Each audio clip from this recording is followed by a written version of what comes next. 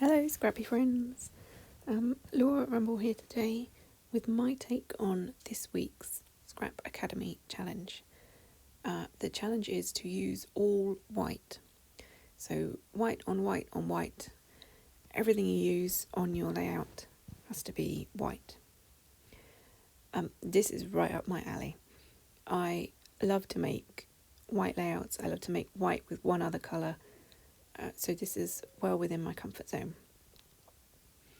I have gone through my stash and pulled out, I think I found about 8 different shades of white cardstock and paper.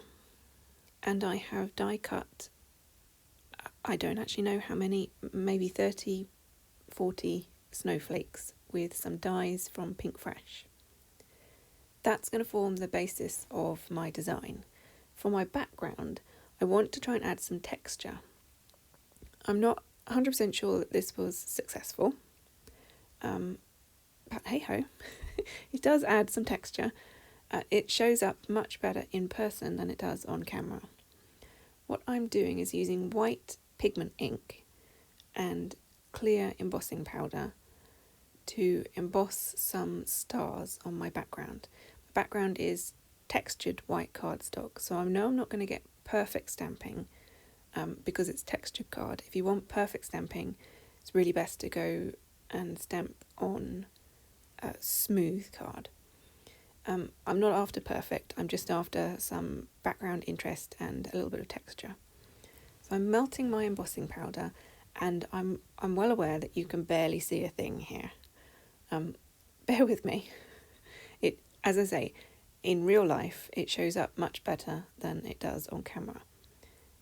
You can just about see some shiny little stars there. Because my stamp was only about 6 inches wide, I need to do another stamp to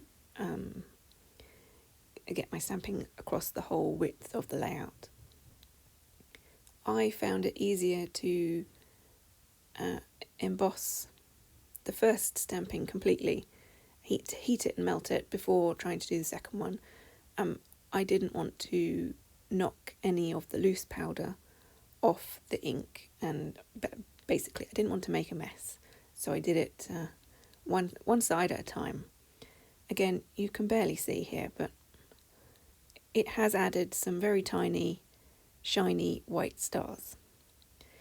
To further add to the background, I'm now going to use a stamp, wood-mounted stamp from Skull and Crossbuns, and add some more snowflakes. This time I'm using clear embossing ink, which is clear, it's got no colour to it, and it's very sticky, which the embossing powder clings to.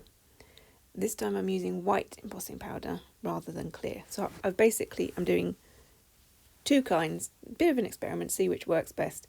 I've done clear ink with white powder and white ink with clear powder. They do give different results. I'm not sure which I prefer.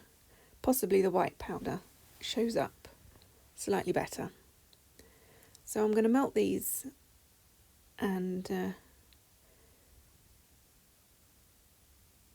you go. You can sort of see this a bit better on camera. Melting them, they go, how can I say, it's more opaque white than the white ink. I was a bit worried that they weren't showing up enough, so I've taken some limestone ink, which is a very, very, very soft pale grey. I know it's not white, but I'm only using it really lightly, and I'm looking at it as adding shadow rather than colour. I guess if you were being really strict, probably shouldn't add this because it is technically grey rather than white. But it's your layout, so you make your own rules. That's what I'm going with. Because the embossing powder is melted and shiny, it resists the ink, so it's only the cardstock with no embossing on top that's taking the ink. I'm just wiping off any residual ink off the top of the embossing powder. So there's my background finished. I'm not entirely sure if it's a success or if it's a bit of a experiment, not gone wrong, but not entirely successful.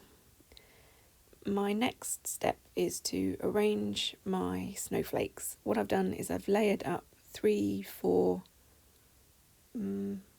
perhaps in some cases even 5 layers of these gorgeous dies from Pinkfresh, and glued them together with a little bit of wet glue.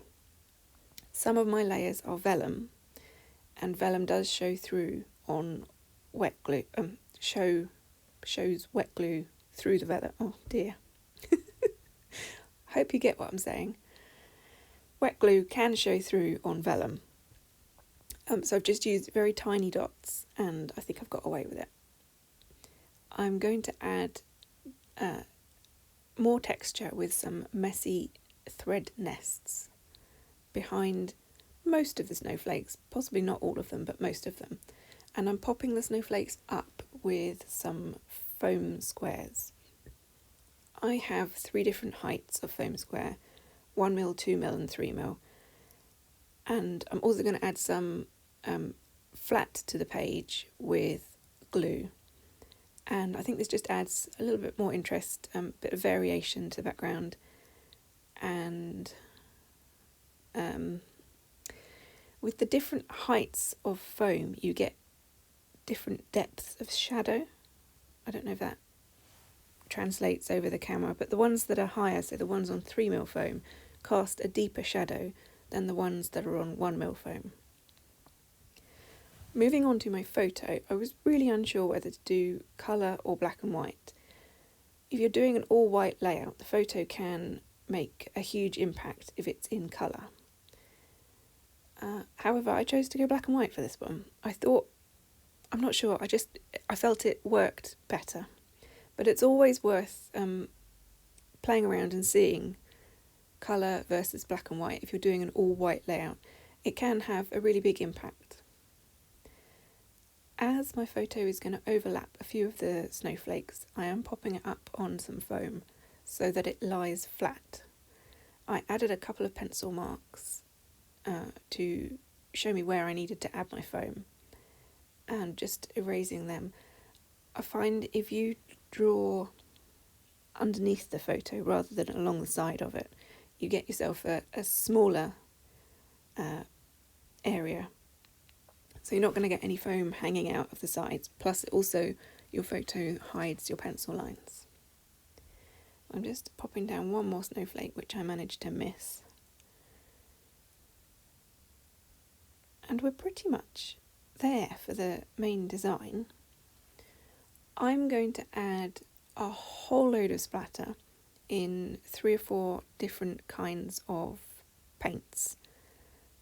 I've got shimmery, I've got pearly, I've got opaque, I've got sort of a matte finish and a shiny finish, well, not shiny, glossy finish. I have pulled out everything that I had that was white, and I'm throwing it all at the layout. I find that these variation of these splatters, both the finish and the size, I've got some big and some small, for me brings about a snowfall kind of effect. I'm adding my title, which is simply 2020. I don't think it needs to be anything more than that. It's quite clearly a photo of the boys with the Christmas tree, and the title is the year, so we know what year it is. I'm adding finally some white enamel dots because I've got quite a lot in my stash and I never use them. I thought this would be the perfect layout to get some of them on a page. So hopefully these close-ups show you slightly better the variations in the white and the texture and the height. And yeah, thank you very much for watching.